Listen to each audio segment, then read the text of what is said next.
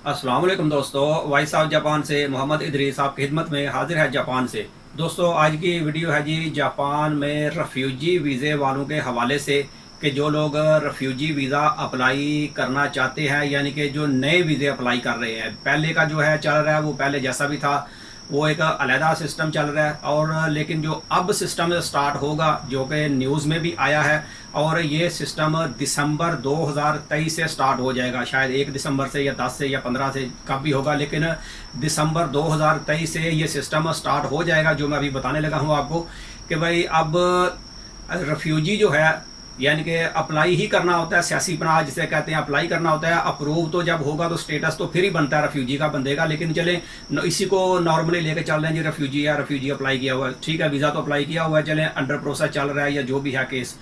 तो जो लोग ये सियासी पनाह अप्लाई करेंगे, भले उनको जान का ख़तरा हो, मजहबी ख़तरा हो, नस्ली ख़तरा हो, और या रंगो नस्ल का भी होता है, और या सियासी पार्टियों का हो ख़तरा कोई भी, या मुल्क में जंग वगैरह लगी हो, तो भाई अब सिर्फ जापान में जो है वो सिर्फ यूक्रेन वालों को एक्सेप्ट किया जाएगा, क्योंकि वहाँ पर जंग लगी हुई है रशिया और यूक्रेन की। इसके अलावा अफ़गानिस्तान और सीरिया के बारे में भी स्पेशली तौर पे नाम लिखा हुआ था न्यूज़ में। मैं न्यूज़ का लिंक भी जो है वो डिस्क्रिप्शन में दे दूंगा, आप वहाँ से भी जाके तो न्यूज़ आप खुद भी रीड कर लें। तो बाकी रह गए हमारी कंट्रीज़, पाकिस्तान, इंडिया, बांग्लादेश, नेपाल वगैरह जैसे ये कंट्रीज़ हैं। तो भाई यहाँ पर तो जंग के हालात नहीं है कोई भी। बाकी सियासी जो दौड़ धूप है वो तो चल रही है, लेकिन जंग के हालात नहीं है। लेकिन यूक्रेन में क्योंकि जंग लगी हुई है तो उन लोगों को ही इसका बेनिफिट हासिल होगा, लेकिन बाकी कंट्रीज़ वालों के लिए जो है वो रेफ्यूजी अप्लाई करना या उसके ऊपर ज़्यादा देर तक रुकना वो बहुत ही ज़्यादा मुश्किल हो जाएगा।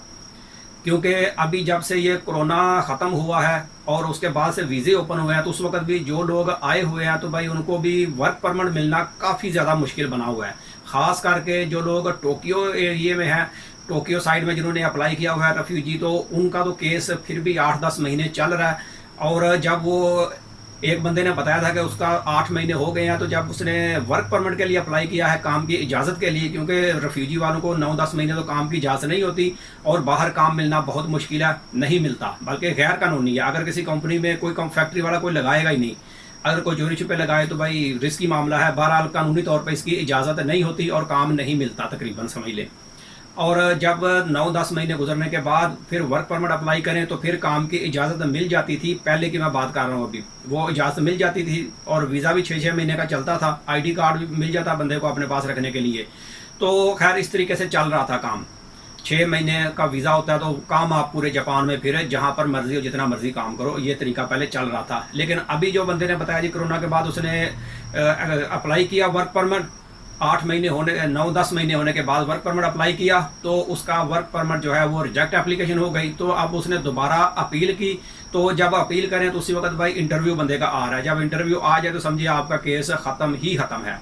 तो उसके बाद फिर बस 1 महीना लग जाए या 2 महीने टाइम रह जाए तो फिर वो कहते हैं जी आप वापस जाओ, आपका केस रिजेक्ट हो गया है, अदालत ने अप्रूव नहीं किया कि हम आपको रेफ्यूजी स्टेटस आपको दे दें, तो आप अभी वापस जाओ। तो जब वो ये इतना बोल दें तो भाई उसके बाद फिर वर्क परमिट की इजाज़त बिल्कुल नहीं मिलती। फिर वही ऑप्शनें रह जाती हैं, तीनों ऑप्शनें हैं, या तो आप अपनी कंपनी बना लें, या कोई कंपनी आपको वीज़ा दे दे, और तीसरी ऑप्शन होती है शादी की, या आप किसी जापानी से शादी कर लें या किसी वीज़े वाले बंदे से बंदा शादी कर ले, लड़की हो लड़का हो, तो सब के लिए एक ही रूल है, या तो किसी जापानी से शादी की जाए या फिर किसी वीज़े वाले से जिसका कंपनी का वीज़ा हो, या फिर कोई परमानेंट वीज़े वाला हो तो उससे शादी हो, तो फिर बंदे का वीज़ा वो चेंज हो सकता है, चाहे लड़की हो लड़का हो, सब के लिए सिस्टम एक ही है।